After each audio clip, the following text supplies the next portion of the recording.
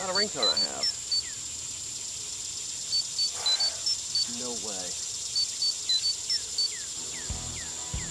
Whoa, Zordon! Genesis. What is it, Zordon? It is the 20th anniversary of Power Right. Rangers.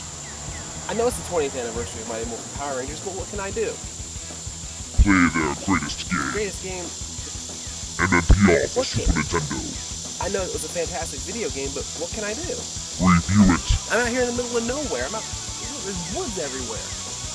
Use the power of the game to get And I home. don't have the game on me. Check your pockets. What do you mean it's in my pocket? Alpha teleported it there? Yes. Let me see. He's right. But still, how am I going to get out of here? Use the game as a power morpher to get home. I guess I could try it. Alright, I'll do it, Zordon. Alright.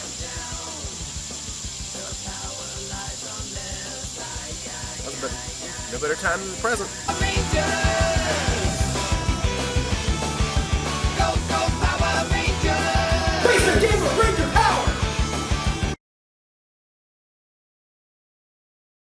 So here we are playing Mighty Morphin Power Rangers for Super Nintendo. This is one of those classic games that came out back in the 90s, and it was just a lot of fun. So let's go ahead and hit the start button and see what happens.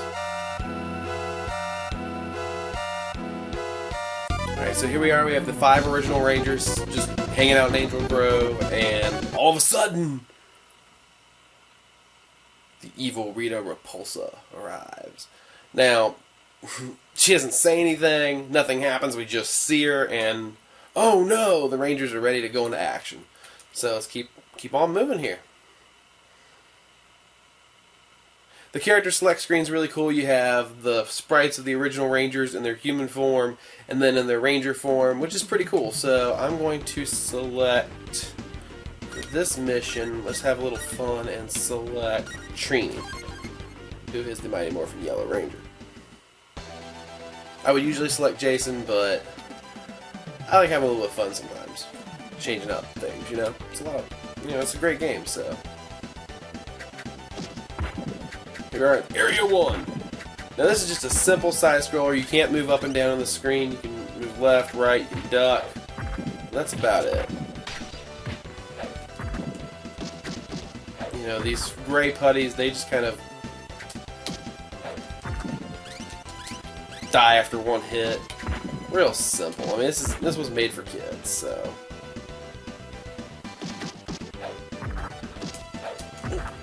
Boom!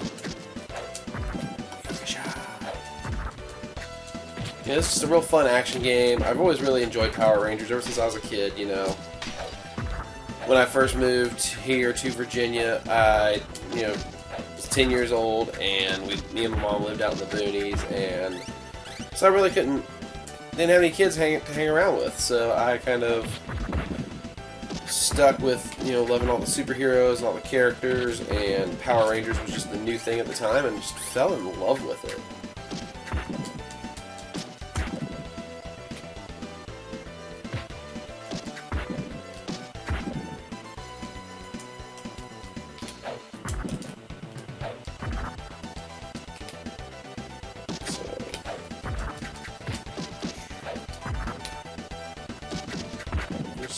Down here in my basement playing some video games. The graphics in this game I thought were really great, especially for their time. Just real vibrant and colorful, very cartoony, but just a whole lot of fun. This game, was pretty simple.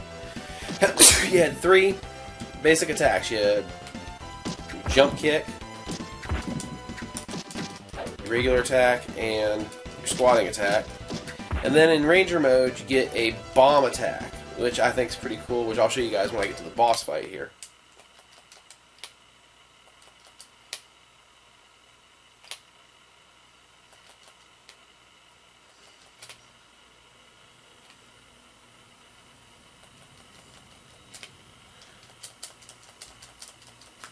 I don't know how many of you might be big Ranger fans, little Ranger fans, but Power Rangers, over the past 20 years has stayed on the air. I think we've had one year where we actually didn't get one of the new Sentai series somehow adapted, and that's only because it was on a hiatus between, I believe, Disney and Nickelodeon, I think is who owns it now. And seeing that Saban is back working on Power Rangers and the shows is really great. You've got Bulk and Skull back sometimes, and just a lot of really cool stuff. I don't know how many of you keep up with Jason David Frank on his Facebook page, but apparently he's going to be on the new season of Power Rangers next year. And that's something I'm really looking forward to, seeing the Mighty Morphin Green Ranger come back. I think he's also going to come back as the White Ranger as well. So, now, here we are. We've got the boss who shows up, and here's just the quick morphing sequence. Triceratops! Or, excuse me, Saber-Tooth Tiger!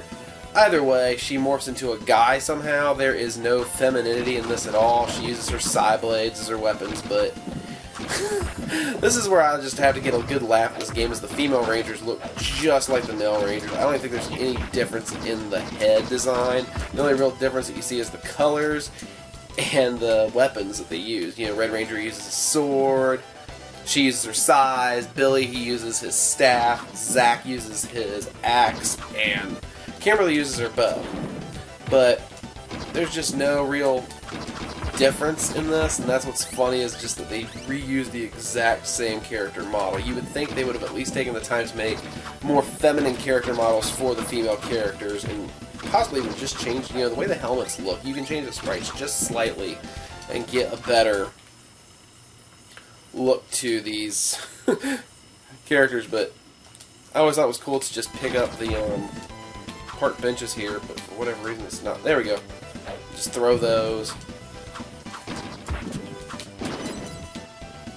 I just actually got a second bomb, but sadly you can't use more than 2 bombs in this game, and that's kind of sucks. Actually, you need more than 1 bomb.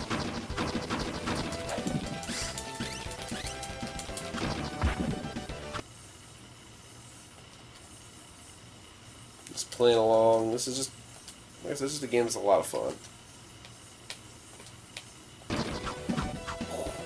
Yeah, throw that park bench. I like how, like, in this Power Rangers game, the Power Rangers can just cause all the destruction they want and not face any consequences whatsoever. You know, even if you're not a Power Rangers fan, this game is still a blast. I like how you can smash the putties into the park benches as well. You don't have to pick them up, you just smash the putties into it.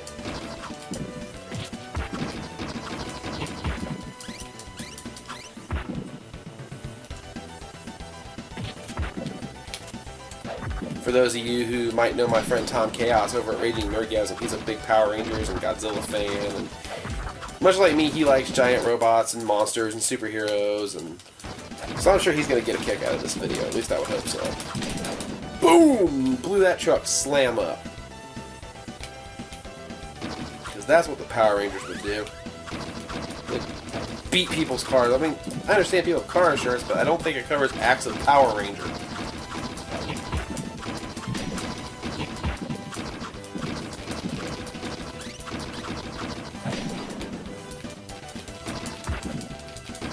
Yeah, really, you can pretty much explain this game in one level. I don't know if I'm going to go on and play the other levels or not yet, but this game is pretty self-explanatory. I mean, the graphics are fun, real easy controls. You know, this game, like I said, was made for kids back in the day, so why wouldn't the controls be easy? But then again, some of these games that were made for kids were some of the hardest games ever made. I know grown men who can't beat them, so this is just so much fun. I wish I had the movie game for Sega Genesis, which was even more fun, but yeah, I just said something good about Sega. Go figure, right? So now Trini is ready to face the boss.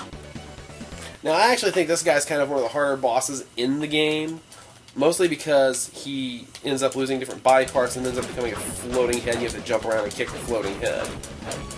And that's just a pain in the neck. Alright, so I'm going to use this bomb.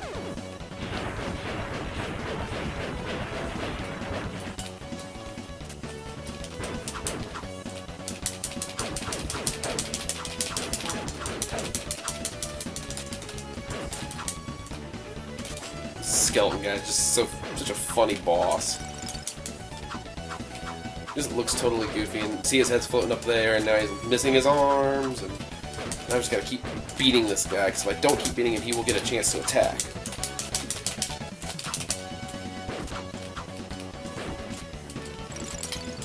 just don't want to give these guys a chance to really do anything to you. See, now he's just a floating head, and this is where it becomes a minor issue.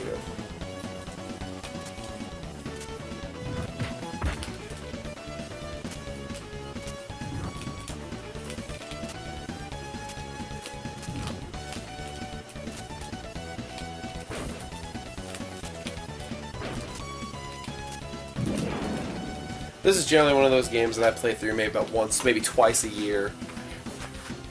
And I really enjoy it. I think it's just a whole lot of fun to play.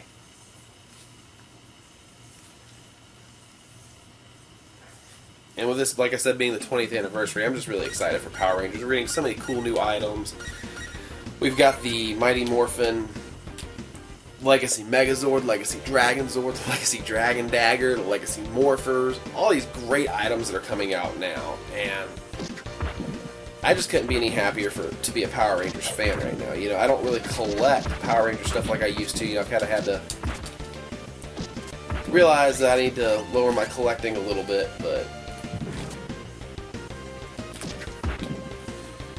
and just streamline things. And that kind of sucks because there are a lot of really cool Power Rangers items that I want, but until Masters Classics officially has an end, I really don't have any reason to collect a new toy line yet, you know?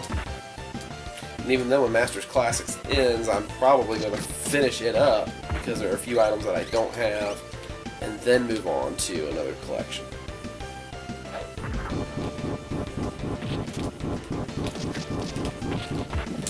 Watch out for that barrel there. You know, Jason, he's pretty much the main Ranger that they model the Ranger models after. You just have to keep beating these guys' shields until the shields break and bust them up. You know, you don't really aim for the Z because there aren't any Lord Zed putties, which kind of sucks. I was really hoping that this game would at least start off around the Thunder Zord time because this game came out around the second season of Power Rangers. But I guess this is just what they decided to do, so I would like to see if there was a Sentai game based off of this for Super Nintendo in Japan. That would be really cool. Maybe you can play as Pure Eye the Dragon Ranger. That would be a lot of fun, as Super Sentai is always better than Power Rangers. You know, I'm glad Power Rangers came to the United States and I got to be exposed to Super Sentai, because, you know, some of my favorite things, you know, Godzilla, monsters, you know. What do the Power Rangers pretty much fight? Giant Godzilla monsters. And they're not giant, they'll become giant because there's that Megazord action. Gotta sell the newest giant robot toys. So, overall, this is a great game, and I love it.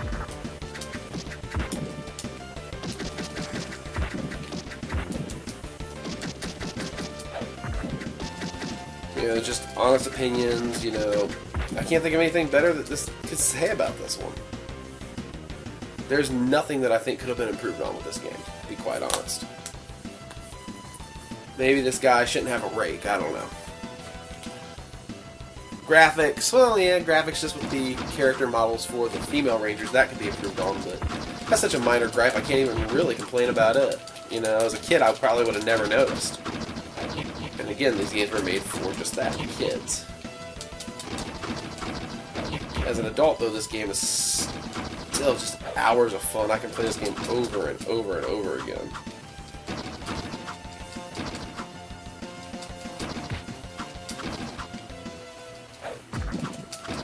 I actually bought this game before I started really retro collecting. I found a buddy of mine who happened to have it. I said, hey, I'll give you $5 for it. He said, what? Really? Okay. I guess he thought it was pretty much worthless, but it's such a fun game. Retro games are just, they're the best. You know, as much as I love the new games and the beautiful graphics on the PS3 and the Xbox One and the PS4 and the 360, you know, you can't get any better than these old games. These are when you had to be a little original or mooch off a franchise. And just, I mean, look at the level design is just out of this world, I think. So,